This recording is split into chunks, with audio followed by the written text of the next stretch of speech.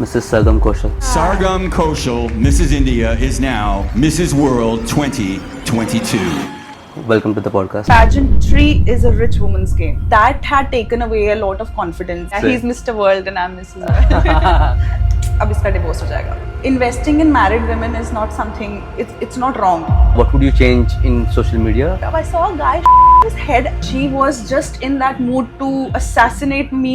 Why do you think it's still relevant? We grew up with idols like Sushmita, Priyanka, Aishwarya. Not all men. Well, when I say the word terrorism, what comes to your mind? So why is that fear in my head? We're acting out of character. No girl should ever have a story to tell about, the bad story to tell about me. About you. The spotlight was on my country's flag and everything was just dimmed out and phased out. I made it. Now I'll be on the cover of this magazine the next year. तुम ये नहीं कर रहे या तुम ये नहीं कर रही या तुम नहीं समझ रहे या तुम नहीं समझ रही. One sad part about my reign that I never could do that particular thing. Prime Minister of India के साथ मेरा appointment है कल मुझे मिलना है. Pageantry से अच्छा school you wouldn't find. That might just fuel up their insecurities. If I don't do this, I'm not pretty enough. If I don't win, my life will end.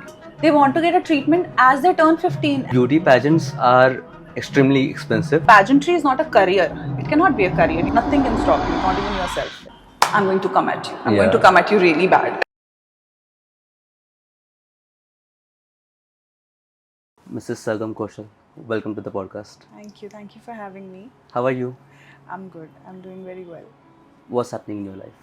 What's new? Apart from posting our amazing pictures, of course. Yes, those are amazing. Like I had to bring that up in the beginning of the podcast. Yes. And I have to tell you that everybody's been complimenting me about those pictures and asking who's the photographer. And I've not been telling them because I want to keep you to myself for a while. No. Even the response that I got, people are sending me those pictures and asking me that we want to get the similar kind of shoot done. So but the response is amazing actually. Because we spent a lot of time conceptualizing it and then finally when the pictures came out. True. I think it's both our hard work. I mean, I'll give you that. Apart from the makeup artist too. Of course. I'll tell you, I'm most excited about this podcast because whenever I speak about you with someone else, there is this sense of, for the lack of a better word, I'll say greatness that gets talked about you. There's a friend of mine, she's also a model. So I told her that we are shooting, like we are doing a photo shoot, the last shoot that we did. So her immediate response was, can I just be there to watch her shoot? Aww, So that's the kind of value that you hold in the industry. That's really nice. So, but it's taken some time to get there actually because obviously nobody knew me when I started. And to reach where I reached, it actually takes a lot of effort because you have to see that you are growing but you are not changing. You have to grow but you don't have to change. Right. You become this different person, you start acting Different. out of character and people are going to notice those little details and they are going to run away from you. I think somewhere you tend to pick up a new persona when you achieve something, and then it takes a lot of effort to not pick up new persona and be what you really are. Yes, and that in that aspect, I think your family really helps you. Yeah. And the people who are close to you, they keep bringing you back to your that sense of grounding self. has to be. Yes. Yeah. So I want to, of course, ask about your childhood. We'll start with that. Of course. Tell us something about your childhood. What was it like? So I was, I think I was just like a regular kid who liked to, watch TV, climb trees. I loved to skate. And I loved to be outside and play alone, in the garden or, with my toys or with my dad. Okay. So the one thing that I really remember about my childhood is that my dad and we used to go to the gym together. So he used to gym and I used to climb on all the machines that there were. And I really enjoyed that time with my dad. So that, and yes, of course, just looking at your mother, who's this beautiful woman, and thinking that yes, one day I'll be like her, one day I'll dress up like her. And then with school, I think with my school and college, I feel that was also talking about school because we're talking about childhood. I was a little shy. I always wanted to be in extracurriculars but never really got a chance because I was very shy and very timid. Okay. Always got into trouble for talking too much in class. Always got into trouble for. I studied for a very brief period with in a co-ed, and later my whole education was with girls. Okay. But in that brief period, मैंने लड़कों की बहुत पिटाई की है. So, so yeah, that was who I was. Just a regular child. Yeah. I want to ask that you grew up in Jammu, if I'm not wrong. Is it any different to grow up in Jammu or any hilly areas than? Do you have any perspective about it? Yeah, I do. In fact, somebody asked this question to me recently, and I told them that growing up in the mountains is a very different lifestyle than the city, because we're very laid back. One, not in a wrong sense. We're laid back, and we're not feisty all the time. We're not just running around. We are very calm. Calm and And composed. हमें लड़ाई झगड़ा ज़्यादा पसंद नहीं है. So we Okay. try and stay out of trouble. Okay. We try and stay out of people's ways, and we just live our own peaceful life with our family and with our kids and whoever that is. And the sense of groundedness is a lot in people who live in mountains. I have noticed that actually. If I'm traveling somewhere in a mountain area, people are really humble Nice. and really cooperative Yes, actually. yes. But I want to not highlight much about the political angle. But do you think that growing up was, especially in Jammu, was anything different? Were Yes. there any challenges? Of course, because Jammu ka naam, whenever you hear Jammu, you always hear Kashmir with Yeah. it. And then when you hear Kashmir, and immediately your mind goes to Those things, terrorism yeah. and, you know, genocide and Yeah. this and that.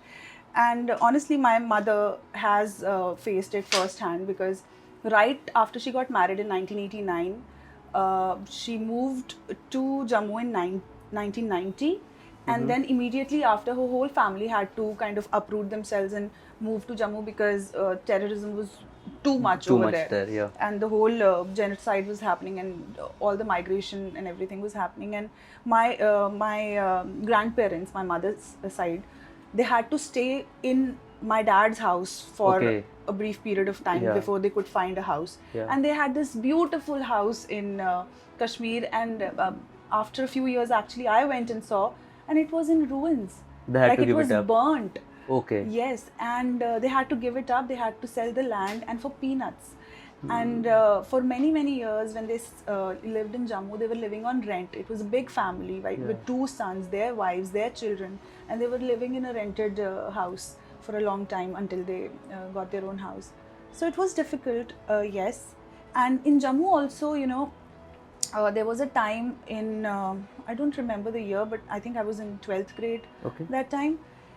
And there was a university being set up. The Central University was being set up in Kashmir, and a lot of people from Jammu protested. So we had this whole lockdown situation, a curfew situation for months and months together. Okay.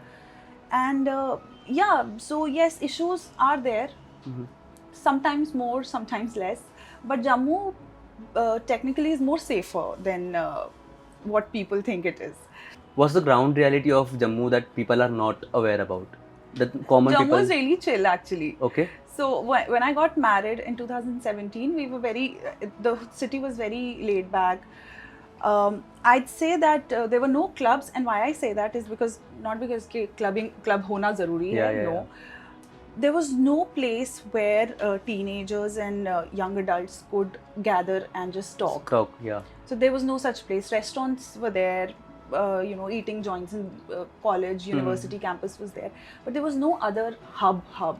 But now, after, you know, I went home after a few years, I saw all these new places open up, and a lot of new businesses are coming up in Jammu. And that really makes me happy that people from outside, since the section has been of implemented, so a lot of new businesses are opening up, and people are actually finding new ways to communicate and enjoy themselves and not be scared all the time. Right. You mentioned that when someone says Jammu, it's always associated with Kashmir. What's the difference? Why The do you say? temperature is so different. People think that where I come from, it is always snowing over there. No, it is as hot as it is in Delhi. It Right. gets as humid as it gets in Mumbai, and it does get cold. but there is no snowfall over there. Okay. And we don't see people just, roaming around with guns over there. So that's not how it happens in Jammu. Jammu is pretty much safe. But it happens in Kashmir. It doesn't most now. often. It Okay. doesn't now actually, because a lot of newcomers, this new generation, they don't want to be associated with this political drama, because I have seen this happening since 1990 when I got my senses, and since then I've seen this drama happening. Nobody wants to be a part of it anymore because it is all political. There is nothing real to it. It's like I don't know if you've read this book called 1989. It's about this whole. Have you seen Big Brother or Big Yeah. Boss, for Yes, example? yes. So there is this alternate reality that is being made, and people have to believe that. But ground reality kuch aur hi hoti hai. So people are just believing what they are being shown through media, through politicians, through people in power. Whereas the real people, the basic people only want education, some time to spend with each other. Telephone चलते रहना चाहिए, network आता रहना चाहिए, road पे घूमने को मिलना चाहिए, पार्क्स में जाने को मिलना चाहिए, रेस्टोरेंट्स में खाने को मिलना चाहिए. That's all. They just want basic roti kapda makan. That's all. I think what you're trying to say is they're craving for what's actually normal. Yeah, basic things in life, Basic and they're not human, getting yes. that. Yeah, basic happiness. So that was the case in Kashmir, but it's better now, you are saying. It's quite better now. A lot of new places have opened up, and वही मैं बोल रही थी that people don't want to associate themselves with that part anymore. So they want to grow out of it. Okay. They are actually bored of it now. Okay. Yeah. Okay, let's talk a little bit about your educational background. I believe not many of us are aware about your educational background before you decided to become a teacher. So Okay. would you like to take us through that part? Yeah, I started my mother says I was just 1.5 years old when she put me in school. Okay. And I could read, write, I could count till 100, and she's like, it was an achievement Right. on itself, because every other child was barely speaking. Of course. And I could read Urdu and everything. Oh. So she was very happy about that. But of course, 1.5 saal ke bachche ko you can't put in, kindergarten. So I had to do my nursery twice, just because I was too intelligent. Oh God. And then I became like, okay, now I want to be average. So I've completed my education from a convent school, Okay. all girls, all the time. Then my college was also, women's college. So I did my BSc. It was like all those chemistry and physics and biology. And then I did my master's in English literature, because I really loved that subject from very beginning. Okay. And I didn't want to take up science any further, because it was too much for me. Okay. All those floral diagrams and all, wo mujhse nahi hota tha. Yeah.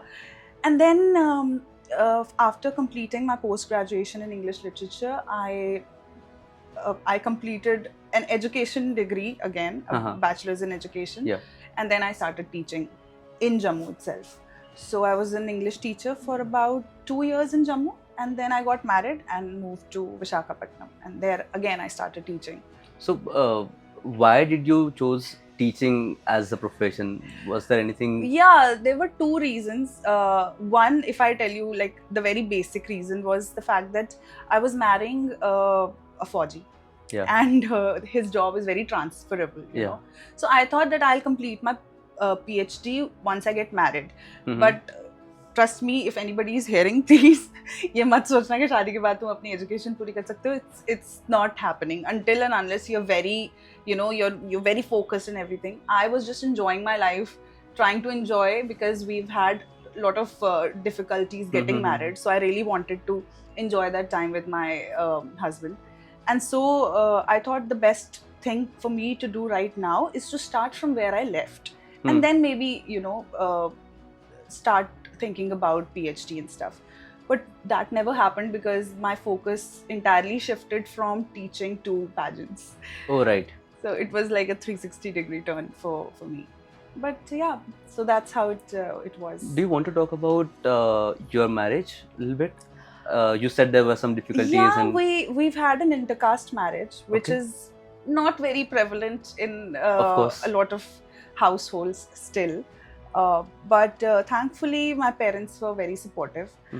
There were a bit of difficulties from the other side, but eventually, they also gave in, Yeah, of caved in, course.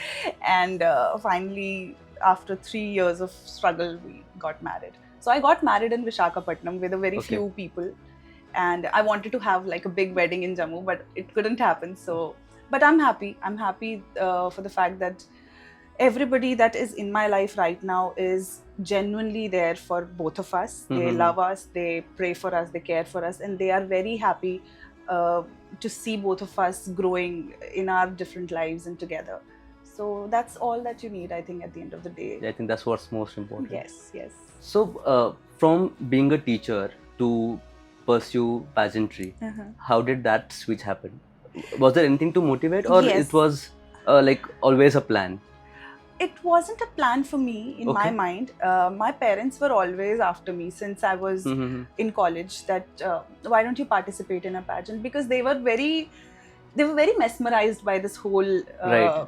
side of the world, Right. and they wanted to see their daughter be there. And you were not attracted to the field by I then? was very, since I Okay. told you I loved extracurricular and dancing and everything, but I never had that confidence in me. First Okay. of all, I was really, really, really lean, Okay. like very, very thin. And that had taken away a lot of confidence from me. So I thought maybe I won't look as good. And I wanted to be in it to win it. Not ke bas, I went there and auditions mein out ho gaye. वैसा नहीं. So I really wanted to be the winner, like the perfectionist Virgo that I am. So Right. so I never really pursued it. I did fill up a form, but I never sent my pictures to Miss India. And then that dream kind of went in hibernation mode for a long, long time. But my parents had always, they always kept saying, why don't you do it? Why don't you do it? And even after marriage, they were very persistent about it. So in 2018, again, I filled a form, but this time for Mrs. India. Mrs. India. And somehow I never ended up registering again. Okay. Because why that time? yeah, because I thought, I'm teaching right now. I don't want to leave everything. What if again I don't make it? Then again I have to come back and teach. So just teach only then. Why? I just want to stop you here. This is a compliment from a fellow friend. A beauty pageant model once told me that Sagam Kaushal is the only Mrs. World who could take on any Miss World any day. Aww. So that's the true compliment that I heard about you. That is So if you sweet. were doubting at that time if you could make it or no, Oh yeah. so this is just to That is so sweet. In Yeah. fact, even a few days ago, somebody asked me, why didn't you participate in Miss Universe this year? Yeah. And I thought, already I have a crown. Why Yeah. do you want me to? I'm happy with what I have. Yeah. Now you only participate. Right. So yes, even in 2018, I had doubts, as you were saying. I had my doubts, and I thought, nahin, not my cup of tea. Let me be the dog mom and the teacher and Yeah. the wife that I am. And I was still exploring, because I'm telling you, Akash, for a girl like me who's always lived in Jammu, never traveled, never been out. Small town. Yes, never traveled, small town girl. For me, this new life that I was living in Visakhapatnam, it was much more to me than any pageant. I was just enjoying, or you know how Fauji's are. We party a lot, we dance, we have this whole culture to ourselves, and I didn't want to kind of go away from that. I was very comfortable in the kind of life that I was living. So maybe I didn't want to get out of my shell. That comfort zone, yeah. That comfort But zone. what pushed you, or what motivated you to finally Yeah. go through that? Yes, so it happened when we moved to Mumbai. I had realized that I had left my job, and I had realized that teaching is good. I love it. I love being with my students, but it has to transform into something else. But Okay. teaching is a very stagnant job if you're just doing the same course again and again and again every year. And there was no growth that I was seeing over there. So I thought, now that I'm out of the city, now that I'm out after it yeah. also, a new perspective comes A out. whole new world. Whole new world, yes. So I thought, let me try. So it started with me kind of making my profile public, and Right. started posting reels, and people started liking. Right. And I thought कि ठीक है, maybe I can do it. Maybe I can, not pageantry, but maybe I can go out in public and be comfortable. Yeah. My perspective changed. I felt that teaching is not probably the only thing that I want to do. I can do other things as well, because people around me were kind of telling me that you're good in MC also, you're a good anchor also, you look good also, you speak well. You used to anchor also? Yes, I did a few things for the Navy Okay. parties and stuff. You recently did one, right? I saw a post on Instagram. It was some social gathering from a Navy community. Yeah, and you were part of it. Yeah, I we think. keep doing doing that. That is to a part, life ka part. So we did that. Yeah. And so yes, I was getting to meet a lot of people, and they wanted to see me do other things as well. And I was just focusing on this small part of me, that is being a teacher. So I realized one day I was sitting with one of my friends, and my husband was there, and we were just chit-chatting in the evening, and she said, Sargam, you know what, Mrs. India forms have come out. Do you want to fill once again? And I said, no, it's faltu ka time, Right. I'll have to put in a lot of effort. And I was just, I had just interviewed for another teaching job. Okay. And I was like, no, maybe not. And then my husband sat down with us, and she said, please, explain it to her. She can do it. And he's like, but do you think you're going to win? So I'm like, how would I know?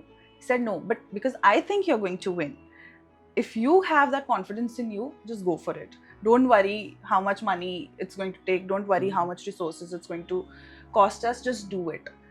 And I said, but it's not just about the money. It's about the fact that, one, I'm not very confident about myself that I'm going to win it. Second, I'll have to leave everything. I'll have to leave home. You'll have to figure things out on your own, and it's not going to be easy. You'll have to, live like a single guy once again. Yeah. And he said, okay, sab manage ho jayega. You don't worry. Just fill the form. First, at least fill the form. Yeah. So once I did it, and then, one thing started, one thing led to another. Trainings happened, and then the finale happened, and after that Mrs. World also happened, and then Things just happened. it just kept happening. I think arguably a lot of credit would go to your husband also, I would say. Yes. My husband, my parents, my friends. I've never seen such motivating lot of people in in anybody else's life. They motivate the hell out of me. They're like, why are you not doing it? Why are you not doing it? We want to see you do it. And when you have such motivators with you, you cannot stop yourself. Nothing can stop you, not even yourself. Everybody needs those kind of friends, actually. I definitely agree. Between all this, like from your teaching to pageantry, you got married somewhere in between. What was the feeling like when you married a army guy, Navy guy, basically? What was that feeling like? Because of course there is a sense of proud feeling that you get when you associated with a army person. Yeah. But to marry someone who's from that background, I want to know that point. I'm telling you, Akash, nothing is better than this. I'm sure all other professions have great things to give you and great things to add to your life. But when you're serving your country, and to be that woman who's sitting there and watching your husband do something great for the country, it just fills your heart with so much pride. I remember recently only during I think it was Republic Day or Independence Day last year. It was my husband's, it came into my husband's job profile that he had to fix a flag. It was a very, very huge flag near Gateway of India, on those rocks that are just that near Dockyard. And when that helicopter shot came on television where that flag was seen, I told everyone, this is my husband's hard work. He did it. It feels so good watching him just grow so well and do things for the country that most of us don't get a chance to do. I see him go every day wearing that uniform. It's so powerful, and I feel good, not just because I'm a Fauji's wife, but also because I also get to be a part of his world and do my bit Now when I became Mrs. World, all the community was so happy, the whole Navy community was so happy. I was on their Instagram handle, and that itself is a matter of pride, meeting the CNC and his wife and being in the headquarters, and where only a very few people or a very few wives are allowed, but I was there, so it feels very good. I think it's a perfect blend as a couple, don't you think? Because he is serving the country in one way, and you got to represent country on the international level. So you both are doing really good job, for the country, I would say. He's Mr. World and I'm Mrs. World. That's the correct term, actually. When you won Mrs. India, and when you realize that, oh, now is my time to represent India on the international level, what was that particular feeling was like? How did you feel at that time? One, I was really scared. Was it a lot of pressure on you? Yes, it was, of course, because it had been a long time since anyone from our country had become Mrs. World. Right. So, of course, that pressure. And the fact that, now I had to give more time and more energy and more resources into going there internationally. Because I don't know if a lot of people know this, but Miss pageants, we don't get everything on a platter. Okay. I mean, it's difficult for us. Do you want to talk about this? Of course, I don't mind talking about this, because I think a lot of businesses need to understand that investing in married women is not something, it's not wrong, and you're not losing anything. Because now married women, if, as you said, that I could give Takkar to any Miss World, so then of course, why not? Invest in us, sponsor us, be our partners, and help us bring that crown back. Up cricket, you see cricket, how well our countrymen are sponsoring them, how well our. So if I have to give you a comparison, you look at cricket and you look at our Olympic wrestlers, the kind of sponsorship the cricketers get and where they are, and the kind of sponsorship our poor Olympiads get and where they are. So it feels really bad, it's just the same, Miss and Mrs. pageants. Why do you think that's the difference in perspective is there? Because there was no promotion earlier done for us. If you see, I think Dr. Aditi Govatrikar has talked about it, that Priyanka and the other girls who had won that year, they were getting another sort of treatment, and she was getting a different sort of treatment, because they all won in the same year. But since she was a Mrs. and they were Miss, the treatment was very different.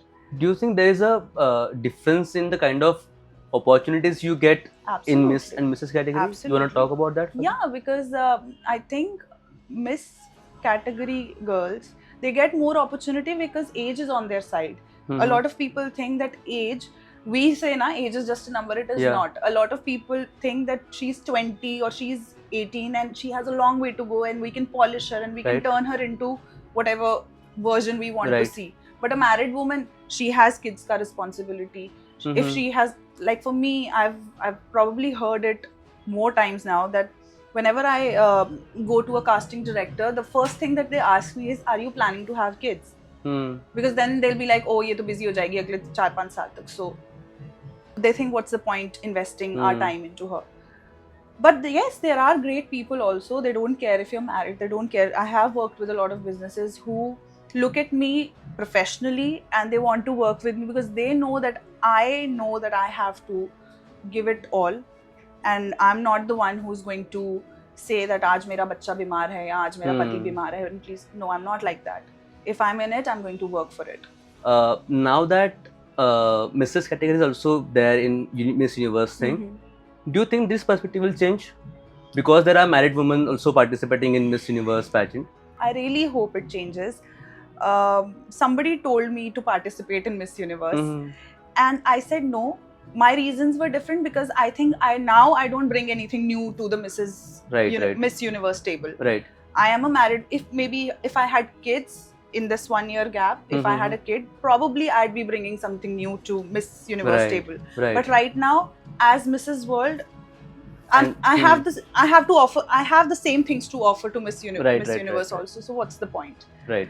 But I'm very happy that a lot of married women are winning their countries Miss Universe. And so many are returning also now. Yes, and it is so good to see. It is so good to see. But I also saw today itself that Miss Universe of some country is pregnant now, and she had to give her crown to the next in line. Right. She did it herself. She did it for her own, out of her own will. But again, it's sad. No. It's kind of a compromise. It's a compromise. Yeah. So, do you think that there was any change in the way you prepared for Mrs. India and then Mrs. World, or you think the preparation is just going to be the same? I thought it would be same. Okay. I thought for a day only I could think that. Okay. Because my team emailed me with the list of things that I had to-do list, yeah. To do.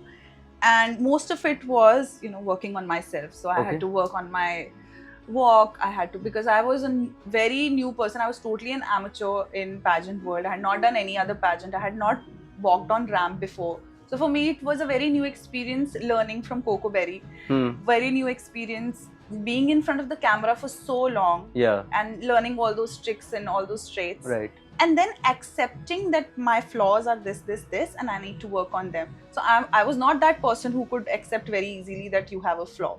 Okay. And as I told you, I'm a Virgo. Right. So yeah, that's one thing. So I was told a lot of times that Sargam, this is not right, or this is not right, or so I had to fix those things. Then communication. I thought that I'm an English teacher, so my communication is great. My first mock interview was a total mess. I realized that no, I wasn't good at all. There were a lot of things that I had to learn in that aspect also. And so again, Coco Berry was there to rescue me. And so yes, preparation was 100 times more difficult. I won't say difficult, but yes, it was different and stern. Okay. I had to, kind of a challenging thing for you. Yes, challenging because I am not used to eating healthy, honestly telling you. I had to control my diet. I had to count my calories on a weighing scale. Oh, is it? My food was the food, it's like proper nutrition. Yes. So I had a dietitian, I had a smile expert and a fitness expert, a nutrition expert. The complete entourage was there. Yes, everybody was there. Yeah. And it was good also to see myself pushing my limits for the kind of seeing person yourself in a new spectrum, maybe. Yes, because I was never that person. Yeah. I'm someone who wakes up really late and goes to sleep very late. Right.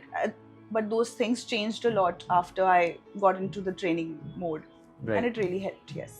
So that training was tough, but very rewarding. Okay. I want to talk about your finale question. Your finale question was about what would you change in social media, and you chose to answer cyberbullying. Yes. Why is that answer? Well, not a lot of people know this, but the day before we were having dinner. So a day before we all contestants were having dinner. Mrs. World. Yes. Yeah. And on my table we had a few other countries sitting, and we were just talking about cyberbullying.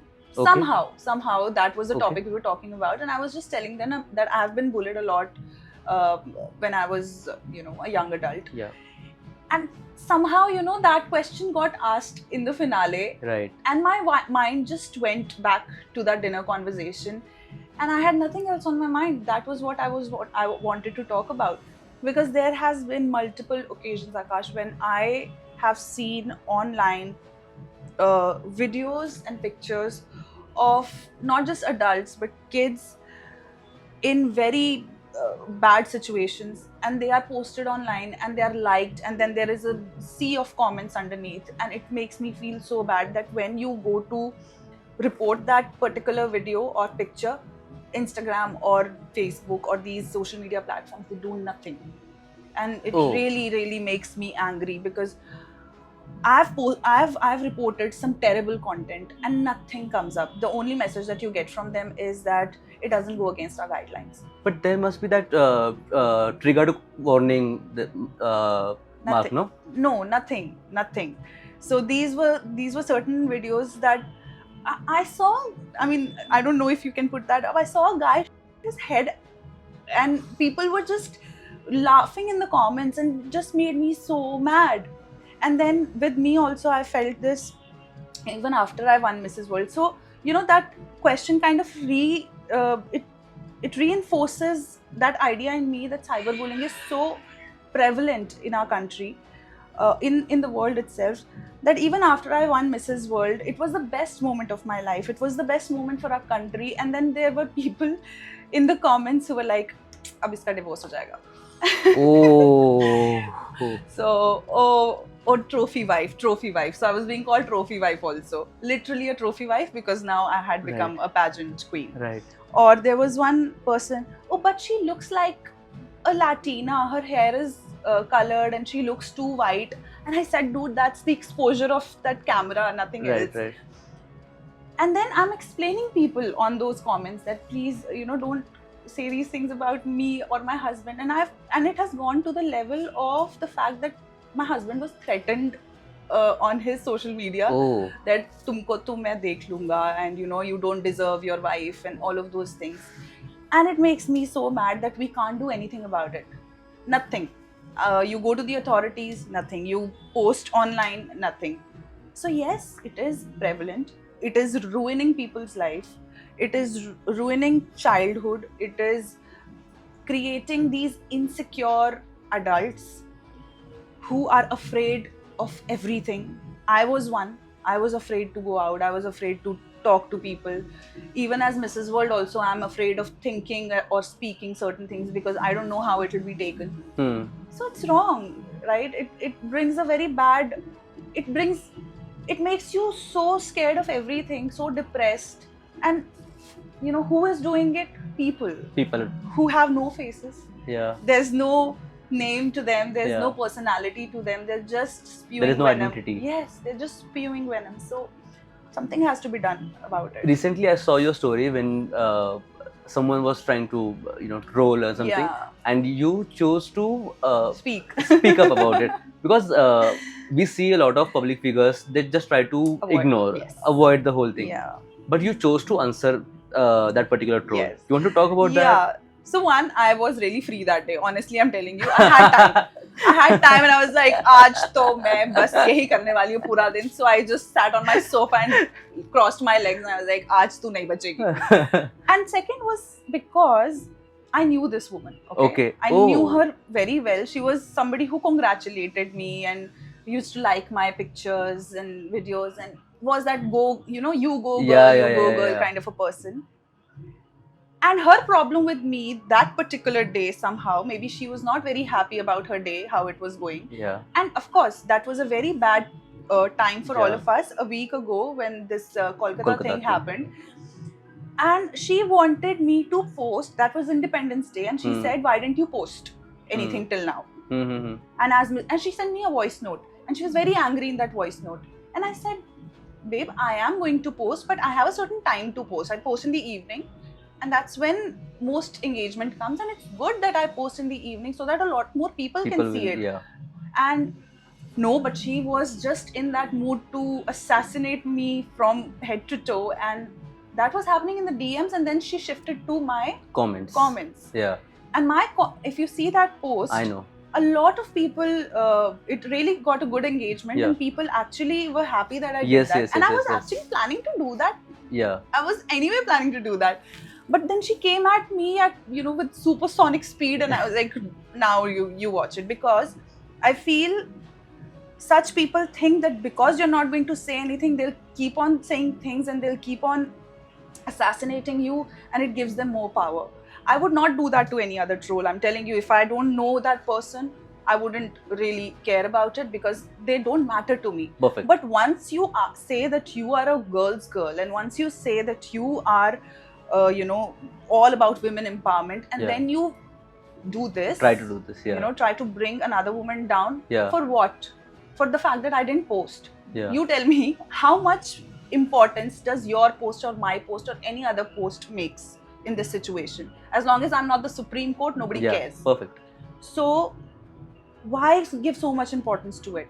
And now that you're giving, now I am also giving that importance, then at least have the courtesy to. And she was reposting my stories, you know that? Yeah. The same post, she reposted it and trying to get more views out of it, and that was messed up. So that's what she was trying to get from it, because yeah. I'm not even kidding. In my mind, I'm thinking that what's it for her What's in it for her? all this thing? So yeah, but then I only engaged because she was a known person, and I've done it in the past also. If it is somebody known Mm-hmm. who tries to mess with me, being another woman, if you try to mess with me and saying that, you know, Sargam, you go girl, I'm going to come at you. I'm going to come at you really bad. Do you want to talk about what it was about, the entire thing? So yes, the post was about, as I said, it was about the Kolkata rape case. And so what happened was, I was talking, of course, we all women were talking to each other, not just on social media, we were talking on phone, and we were like really upset about what's happening. In that post, I was making a very important point, and from that point, a lot of other points arose. So, for example, if we talk about the Kolkata rape case, and any rape case for that matter, I've realized that people have this notion of believing that not all men. I understand. Mm-hmm. I mean, I have men in my life who are Right. completely amazing people, Mm-hmm. and I have trusted them in my most vulnerable moments. But then I just want to address to this that when we talk about, for example, we talk about terrorism, Mhm. right? Now, when I say the word terrorism, what comes to your mind? Yeah. You know what I know comes to what your you're mind, trying but to you say. won't say it. Right. And similarly, the same image comes into everybody's mind. They just don't want to say it because the radicals in that particular community have turned this terrorism is just revolving around those radicals, and the peaceful people around, they can do nothing about it. So if we are talking about a particular community who is into terrorism, who is promoting terrorism, the peaceful part of that community, nobody wants to even bother about them because they're not doing anything. They're not seen. They're not seen in this global the issue, Spectrum, in the spectrum. And similarly, of course, not all men, but then again, only men, right? We have issues where, of course, we have stories where women are also the perpetrators. Yeah. But then you look at the figures, you look at the statistics. That ratio is bad. And so please don't tell me not all men. I know that that's not what I'm trying to say, that you are the perpetrator or somebody else is the perpetrator. I'm saying that the whole narrative is such that we are scared of, I'll be scared of you also, and I'll be scared of any other man also. Right. If I don't know you. Yeah. So why is that fear in my head? Because I have seen that from my childhood. I've seen people in family, I've seen people, I've seen strangers, I've seen it in a bus, I've experienced it in school or college. So of course, and who's doing it? The men. So that is why, if not all men, but still most men. I actually didn't want to talk about this, but in the same time period, I came across a post where it said again the same thing.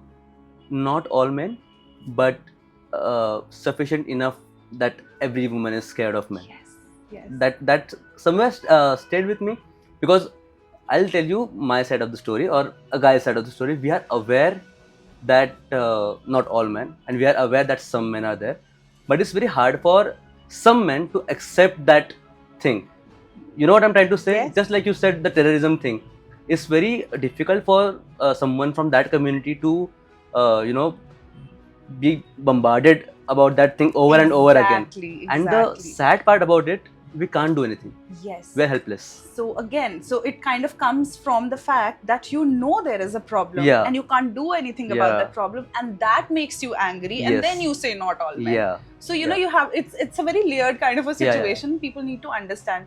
So when I get a lot of time to think, I just sit and I think about it. I talk to my husband about it, or my male friends about it, and they say that, what they say, and these male friends also, what they say, that Sargam, we are good with you, we are good with a lot of other women, but we never, you never know. We go at a party and we find a girl very attractive, we might just go and try to talk to her, and I sometimes feel that, those men only say that we sometimes feel like we are being this, how do I say it, that we are acting out of character. This is not us. We are very genuine. We are very nice men. And why are we doing this? Why are we going to that woman to, why are we looking at her that way? That's kind of, I'd say, we all have those intrusive thoughts. Some people act on them and some don't. So, yeah, I think that's how it is. This is a Okay. very scary topic for a lot of people and for a lot of women actually. Yeah. But I think we need more conversations with men. Hmm. We need to talk to men. We need to talk to our sons. We need to talk to our brothers. Our brothers might be great brothers for us, but they might not be that such a great guy for Another girl. another girl. You Yeah, know. I've seen that in some cases. That someone is a good friend but might not be a good boyfriend, maybe. Yeah. Not a good husband, maybe. Yeah. Yeah. I might just cut out this part, but ever since these things started happening, whenever I'm near any other woman or any other girl, I'm just stopping myself a little extra. Yeah. You know what I'm trying to say? Yeah. That no girl should ever have a story to tell about, the bad story to tell about me. About you. Because I don't Yeah. want to be in that category. Yeah. So, man. That extra cautiousness has somewhere, Come in you. Yeah, come in me. I don't know why this happened. It has happened to a lot of men, Akash. I have also spoken to men who say that we try and walk a little further away from a girl if we are on a stranded road and she's walking ahead of me. I try to make sure either I walk ahead of her so Or that give her enough space or to give pass. her enough space to Yeah. pass. That has happened. I think that's the only thing that commoners like we can do at this point. Because the people who have the authority to make the change, we it don't is going know. to take a lot of time, of Yeah. course. Actually, honestly, it shouldn't take that much time. Yeah. It is very easy. You look at UAE, you look at all these Gulf countries, the way they just act on it, and they are done with the perpetrator. They make sure that he or any other person doesn't do it. They try to set an example, and this is a time we should start setting an example, because I know these human rights people are going to come and say, you know, he's also a human being or Right, whatever. right. No, he's not. In that moment, he was not She a was human not. being. Yeah. So let's just cut the crap. Okay. So, to make the mood lighter, Yeah, please. let's talk a little bit about your winning moment. So I think that's a happy memory that we can. Oh, that's so happy. Such a happy Yeah, memory. we can touch upon that. What was that feeling like? Because I'll tell you why I'm asking this. I personally could never dream about representing my country. I mean, my dreams never reached that far. At least till now, I did not reach that far. That I will be the one who's representing my country in this particular genre. But when someone like you, who have literally done it, what's that feeling like? So as you said, na, you never thought of it. I also never thought of it. I always thought that I'd win an award or something in my life. Yeah. You know, like a film where बचपन में सब करते हैं ना, mummy की साड़ी पहन के gown बना के उसको, then you're like, oh, thank you for having Giving me. your winning speech. Yes. I always dreamt of that. I've done it quite a few times, even as an adult. But this particular moment it just snowballed, and I had no time to think. So it kept happening. Bigger things kept happening, and I was just trying to consume and trying to keep my, feet on the ground, thinking that, okay, Sargam, absorb this. So that moment was like that. The only thing that I could see in that particular moment was my country's flag right in front of my eyes. My national director was just showing it. And everything else was a blur. All the people around it, they had kind of turned into these, the spotlight was on my country's flag, and everything was just dimmed out and phased out. And that was the most wonderful experience of my entire life, because how many times do you get to do this? And after 21 years, I never realized it in that moment. Ki, Acha, maine ye bhi achieve kiya hai, Right. that I'm the one who's winning it after 21 years. 21 years, yeah. And in the same year, I think Harnaaz Sandhu also won Miss Universe. So it kind of blasted into something bigger than it was. And then next day I realized. In that day, I couldn't realize anything. I couldn't even cry properly. The next day, I'm sitting in my room and I'm looking at my class magazine. So all the Mrs. Indias and other countries, Mexico and other countries are there. All the countries are there in those class pictures. I'm looking at them and I'm like, I made it. From this Mrs. India, now I'll be on the cover of this magazine the next year. And then I started crying. And I called up my husband and I said, we did it. We had been struggling. The whole last 2 years were a complete struggle for us. Financially also, and emotionally also, because we were fighting so much. Like, तुम ये नहीं कर रहे, या तुम ये नहीं कर रही, या तुम नहीं समझ रहे, या तुम नहीं समझ रही. And then finally, when everything just toned down into this one particular moment when I had won, everything else didn't matter. And then next day, I see a message from my husband where he sent me a screenshot of Shilpa Shetty posting about me. Oh wow. And then there were other actors who were posting about this. It felt really good, yes. So, who was the first person you called after winning? I didn't call anybody, people were calling me. Oh, okay. So I was only picking calls. Okay. So there was a group call between my husband, one of my best friends, and me, and everybody is crying. Oh. Then I called my parents, they are crying. No, they called me and they are crying. Then I called somebody else, so some far off friend and her husband. They are sitting, they said, you know what, he was just sitting, and he's this guy. I'm talking about guys here, okay? So all these guys, they are friends, they are husbands to my friends. Friends, yeah. And they are sitting in front of TV and they are like cheering and for you, hooting yeah. for me. And these women are, they are sending me videos of their husbands, little videos of their husbands. Oh, nice. In awe. So it was so much fun watching all of this. And yes, so my dad was crying a lot. My dad and my husband, both of them, they cried a lot. I think you mentioned this somewhere that it was your dad's dream first and then your dream. Yeah. So I think it was a big moment for him as well. It was. He did say that he messaged me. He didn't call me personally after that group call. He messaged me and he said, "You've given me everything that I wanted as a father. Now I can die peacefully." I said, "Dad, come on, pageant, huh?" He said, "No, it's not about the pageant. It's about the fact that you made everybody proud. Yeah. It's once in a lifetime thing that you did, and it's big." Okay. You mentioned something about finances earlier. This is not much often spoken about. That beauty pageants are extremely expensive. I know this because I have some friends in the industry. But it's a common perception that, let's say, if someone is playing cricket, if a Indian men's cricket team is playing, it's understood that BCCI is going to take care of all the expenses. It's somewhere programmed in our mind. Right. But that's not quite the case in pageantry. Do you want to put your thoughts on this? Yes, you said very rightly. Pageant. Somebody told me pageantry is a rich woman's game. Oh. Somebody told me this. Okay. Though I'm extremely shook. Not shook, but I'm very modestly going to say that I'm not a rich woman, but I still dream to be. Yeah. But yes, it does take a toll on your pocket because there are a lot of things a lot of expenses that you don't even think about earlier that are put into it. So, but I think for me it paid well, of course, because I won and I earned more than I had put in. Right.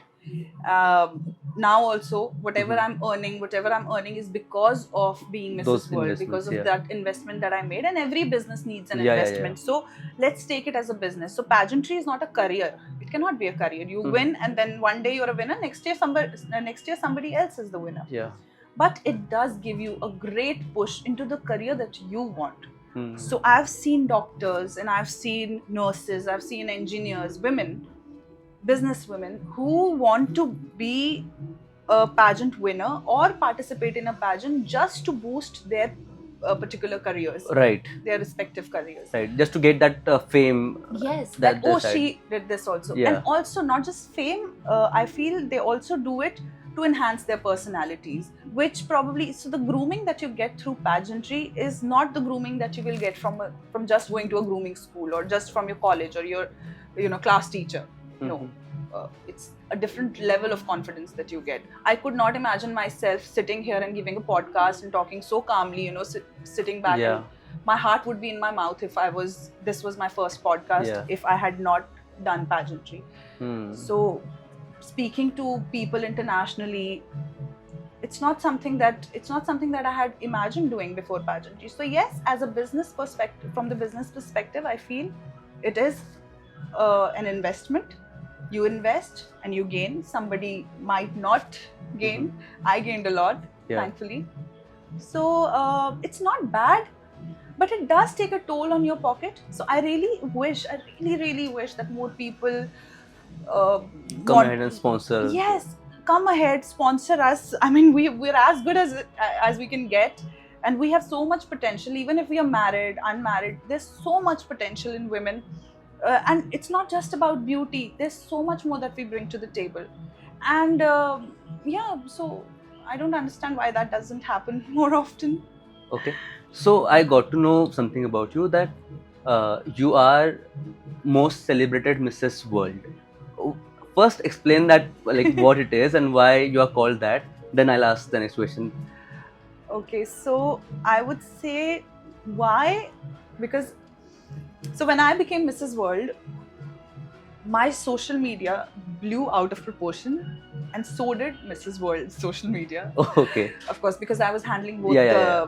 accounts. Yeah. So they got a lot of Traction. They got a lot of emails from other countries that they wanted to invite. I think India brings a certain exotic thing with it. Mhm. Like people really are Curious to know about the women here. They want to be around them. I don't know what it is. I think it's not just about Indian women, but overall culture. People are usually attracted to By our culture. Yeah. what they have to bring to the table. They're Yes, usually attracted. Yes. And so everybody was emailing them that please send her to our country for Yeah. our national pageant. And so that that kind of made me the most traveled Mrs. World ever. So How many countries you traveled? I traveled about 10 countries, Okay. and in a matter of 7 months. Oh. Because Okay. the travel started somewhere around June and it ended, it started around May and then it ended in December or something. January actually. Okay. So in those 7-8 months, I had traveled 100,000 air miles.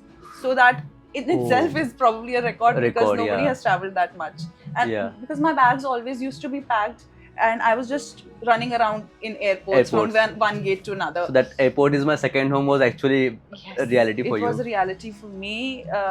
I had a new house, and we could do nothing about it. We were not decorating it and everything because I was so busy. So yeah, that is one reason. As I said, being Indian, traveling so much was another reason. And also I feel I became the second Mrs. World from India after Aditi. Yeah. And Aditi in herself is such a celebrated woman. She's so multifaceted and an actress herself. So that also gave me another recognition. Acha, Sargam won which pageant? Oh, the one that Aditi won. Right. So that also was important because I also had not heard about Mrs. World before Aditi Govatrikar. And the fact that I got to have the greatest time with her in Vegas was next level. And yeah. What are the responsibilities that this world has that people are not really aware about? Like we know that there's a glam part of it, but what's the other side? Well, glamour is, yes, one part of it, of course. But what we really do, so the organization that is Mrs. World, they have this foundation called the Victoria's Voice Foundation. Okay. Now, Victoria was this girl who died of drug overdose. Okay. And her parents, who are the owners of the resort where Mrs. World mostly happens, so they are kind of sponsors also. Okay. So they had started this organization in her name, and our job as Mrs. World is to go around the world and spread the message of what opioid addiction can do to you, how bad it is. So they have a whole program where you can there are kits, survival kits that you give away, and there are programs and there are seminars that you have to speak in. And I feel it is really bad that I couldn't get to do it because I wasn't able to be there in that particular time. And that is one, I would say, one sad part about my reign, that I never could do that particular thing. But yes, we do that wherever we go. We try and do that. Apart from America, I did it everywhere I went. So that's your yearly commitment to the organization. Yes, that's given that you have. Yeah, every Mrs. World has that commitment with the organization. Do you have any exciting travel stories to share? Anything that stayed with you, like something you really enjoyed, or something that you want to share? Okay, so this is before I became Mrs. World. Okay. Sorry, no. This was after I became Mrs. World. The flight that I had to take right after before becoming Mrs. World, I missed it. Oh.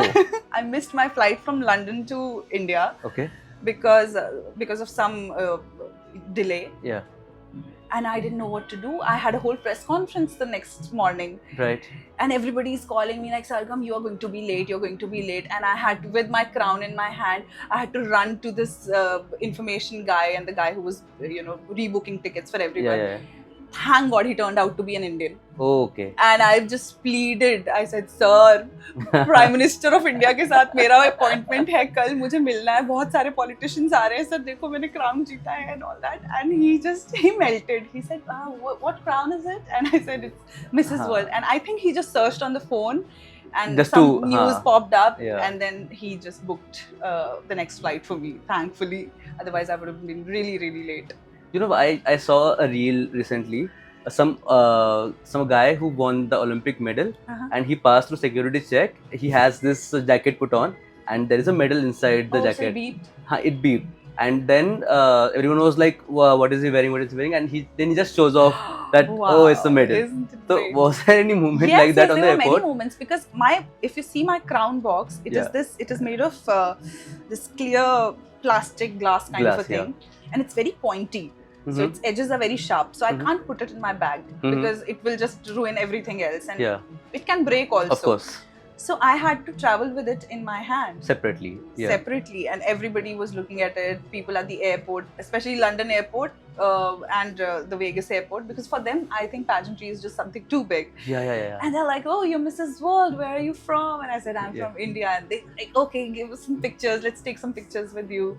Oh, I heard about you. I saw you in the news yesterday. So I think pageantry is really big in London also, if I'm not wrong. it is big in I think even kids, most Western countries actually. Kids also participate. But the way it is celebrated in India, I'm telling you, nowhere else. Is Thailand, India, all these Asian countries, it is celebrated much more than the Western countries. the Western countries. Yes. Okay. I think India is the next hub of For the pageantry. It's the next superpower in terms of pageantry. Okay. Earlier you mentioned something that you could not do that particular thing in your reign. Is there anything that you wish to do in your reign but you could not, but you would like to do that now? Yes, I think I've always said that when it comes to empowering women, I very strongly feel about it. Mostly because I think I have grown up so protected, and I feel I am very privileged that I've got a certain life. But not all women are that privileged. And people say, "Acha, okay, so if you have become Mrs. World, now our kids also can do this, na?" And I say, no, that's not the end goal. The end goal for a village girl is not becoming Mrs. World. It is for her to have her own bank account, probably. Right. For her to be able to sign a document on her own. That is empowerment for her. To probably own her own cooking class or sewing class. That is empowerment. The circumstances are completely different there. Yes. Yeah. So you can't compare a village girl to a city girl or Mrs. World with some other housewife from a rural area. Fair enough. That was something I really wanted to speak about at a lot of pageants, and I did get my chance. I did get a good chance to speak. I did that. But I wished, I had more time to create a whole program around it, where I could go to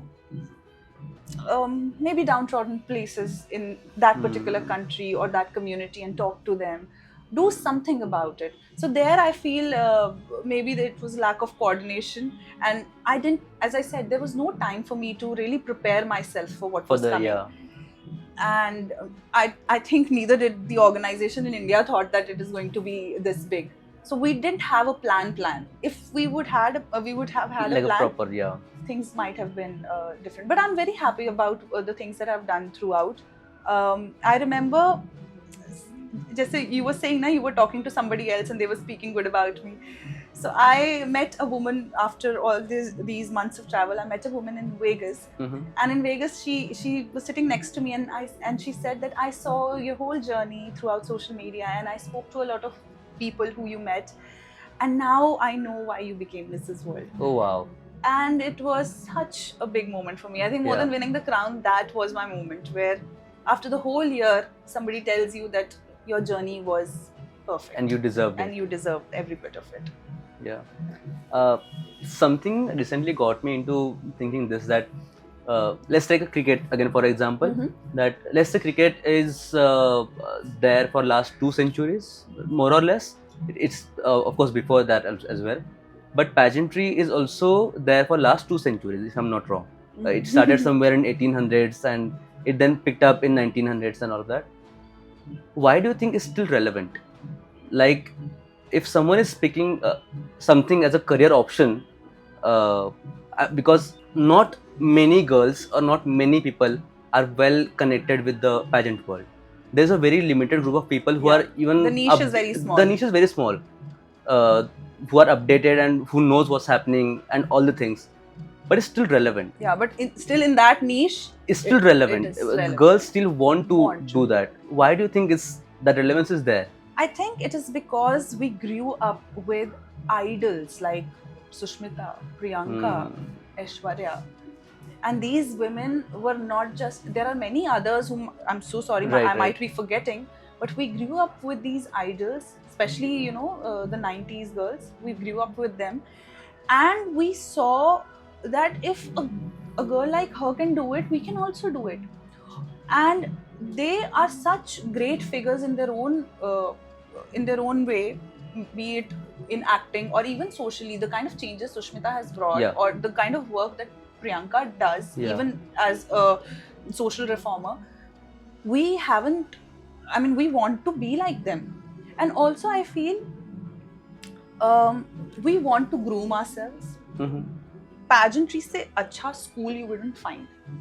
So it is like, now when we talk about schools, why is the relevance of schools still there when you have everything on the internet? Your parents can teach you at home, but still we go to school, right?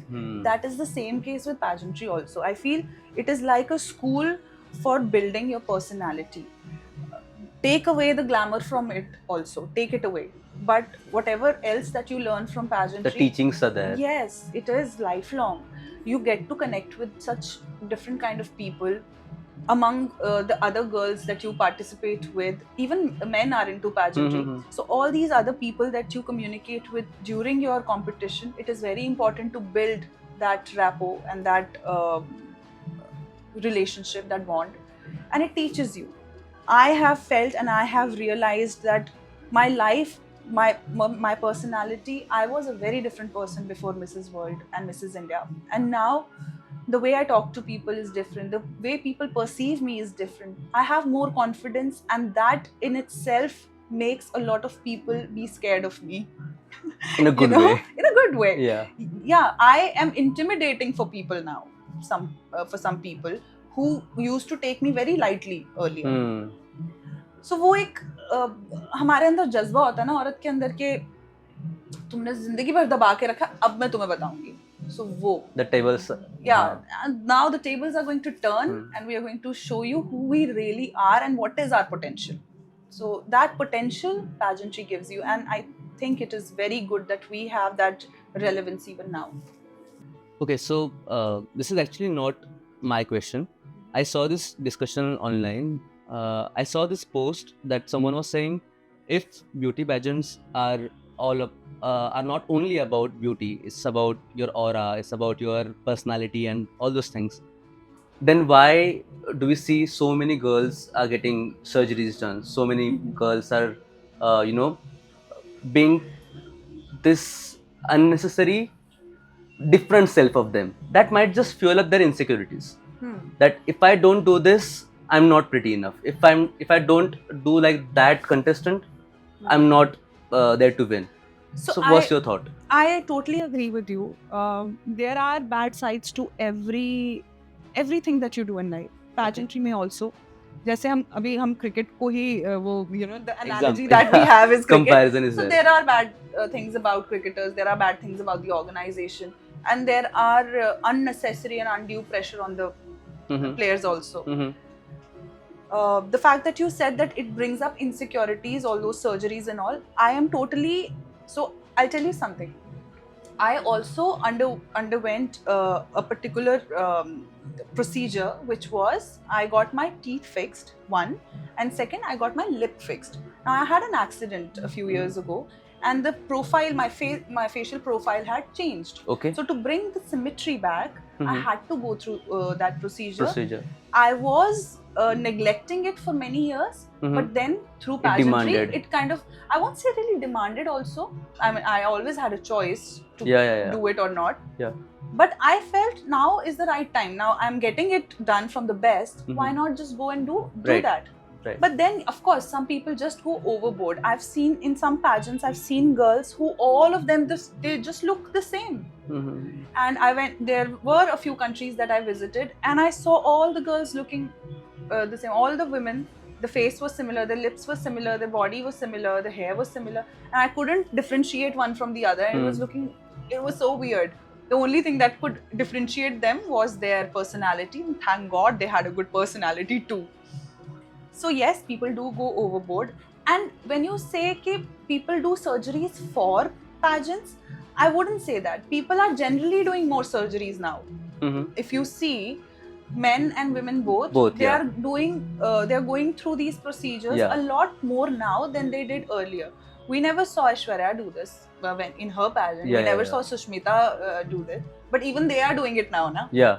So it is how the culture is set now, how the tone is set now. People are just thinking that why live with an insecurity when you can get it fixed? Just fix it, right? So I don't think there is anything wrong about looking. If you see yourself a certain way, I was actually watching this show that Urfi has recently started. And she said, I want to look at myself in the mirror in a certain way, and I don't want to listen to anybody else. If I want my body like this, I'll get my body like this. If you have a problem with it, that's your problem. Yeah. But we should promote natural beauty as well, because sometimes some kids or some girls don't take it the right way.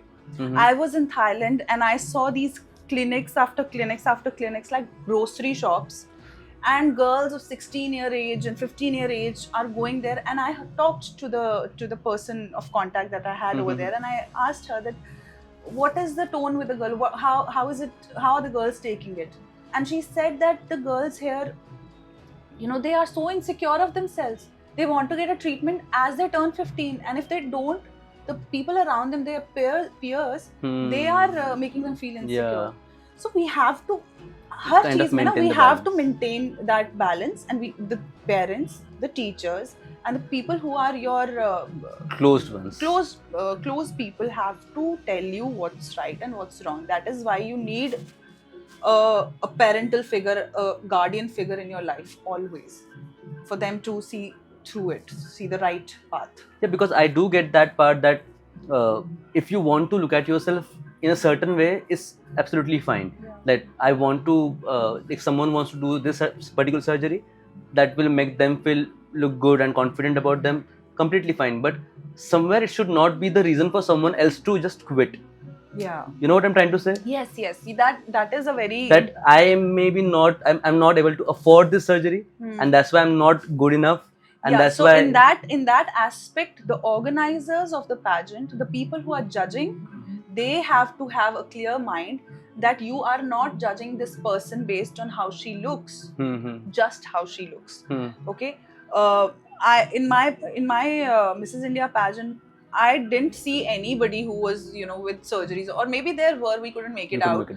And still the judges chose me now. And I was like totally natural that time. Even now, I mean, I'm just saying. Of course, yeah. So, but yeah, they chose me out of every other option that they had. And even at Mrs. World, it is a very prevalent thing in the West, all these surgeries and all. Yeah. But they still chose me. I was the most natural person over there probably. Or maybe not, maybe there were others as well. Yeah. So they chose what was in here, not, I think because it's more publicly open and people are having open discussions about the surgeries and all, that's why even commoners are attracted to it. And there's nothing, of course, nothing wrong about it. It is something that we want to try. It's like getting a tattoo. Try kar lete ek baar kaisa hai. It's a completely personal choice. If someone wants to get a tattoo done, some people do get addicted to it, and some don't. I felt when I did the lip thing, I felt it was too much for me. I didn't do it again. I never went to my doctor again for that. With my teeth, I was so happy. I could smile better and my profiles were better. And if I still do have a proportion difference, so if I feel like in some years I want to, you know, Get something done. something done, I would unapologetically do Yeah. that. Yeah. That's completely fine actually. Not putting a lot of pressure on you, but if someone wants to start their journey in this field, in the pageantry, in the modeling, what advice would you give, being not from this industry yourself, as if you're not model first and then pageantry, and then it was not like that for you. Yeah. You were a teacher and then suddenly you're a pageant participant. Yeah. So what advice would you give to someone I like would that? say just come with a very clear mind. Okay. Come with a very genuine heart. Don't come here with this thought that if I don't win, my life will end. Because I've seen women with that attitude and they have fallen face first. Okay. Trust me. I've seen women who had these notebooks of, you know, notes and notes and notes, and they were just cramming up those notes, and they have fallen face first. So I don't recommend that to anyone. I came with a very open mind that I'm going there, I'm going for this pageant to see a new self, to enhance my personality. If I win, I might do something better in the Yeah. same field. Yeah. Maybe, you know, I wanted to try acting, so I am doing that. And so come with a very open mind and come with a very humble heart. Be yourself totally. Nobody wants to see a different version of Sushmita Sen. Nobody wants to see a second Priyanka Chopra. Yeah. People want to see you. Yeah. People loved me for who I am, and that is why probably I am where I am, or maybe people remember me because I was myself. So don't lose yourself. Confidence is the key. So if you think you're not ready for it, take some time off. Training is important. I got lucky that I was, you know, I had this beginner's luck. I got really lucky there, and that's why I say my win was not just hard work. It was a lot of luck. There was a lot of luck involved. Don't come as a blank canvas in that aspect. Learn the tricks and tricks of the trade. Yeah. Very important that you know how your walk is. I knew a little bit about ramp walk because I had done it in college and university, a little bit. So have your basics set, have your confidence set, and have your personality very, very authentic, and that's how you will enter this industry and make big. And don't come with this attitude that, you know, I'm a South Bombay girl or I'm a South Delhi girl. Koi nahi puchega tumhe. Okay. Nobody is going to. I am a South Bombay girl. I have to give auditions. Honestly, yeah, the struggle is real. Before we end this podcast, I think most of your fans and followers are curious about your next plan. That what next are we going to see from you? Do you want to share something? So there's a lot going on with my life right now. I just finished shooting an episode with Top Gear magazine, and it just came very randomly to me. I'm so happy that it went so well. The recent one, yeah. Yes. So I am going to be shooting a few more wow. those. And then, of course, I'm reading a few scripts. I've read 2 scripts. I didn't like them, honestly. So I am not thinking about going ahead with that. There are a lot of music video opportunities that I'm getting. But see, I feel, Akash, after you win a pageant, especially a Mrs. pageant now, there is a certain, there's something that people expect of you. Perception? Not perception-wise, but I feel they want to see you in a certain kind of role. I'd say that I see myself in a certain way. Let me put it this way. I see myself doing a certain kind of roles. I see myself doing a certain kind of music video. I don't see myself just outrightly being a 20-year-old and, you know, romancing with a guy on screen and all of those things. I mean, I could do that. I don't mind doing that. But I want to be... People should see, oh, she's Mrs. World, you know. She's... Yeah. There's something... that aura should still remain. So that's why I'm trying to filter the good and the bad and find the right script. You also joined acting class. I finished with my acting course. It was really amazing. I'm thinking of joining a theatre group now because I really enjoyed it. The things that you learn, the way you just bloom as a person after your acting class is over, it brings a new side out of you. And I'm from a theatre background, so I know what you're trying to talk about. All those the expressions, the expressions that you make. I was so scared of doing all of that, and now, I mean, I can act like a monkey and just. I'll tell you something. Yeah. People who undergo theater and this acting classes and all, they somehow become very humble. Because Yes. I saw that happening with my group where I used to go.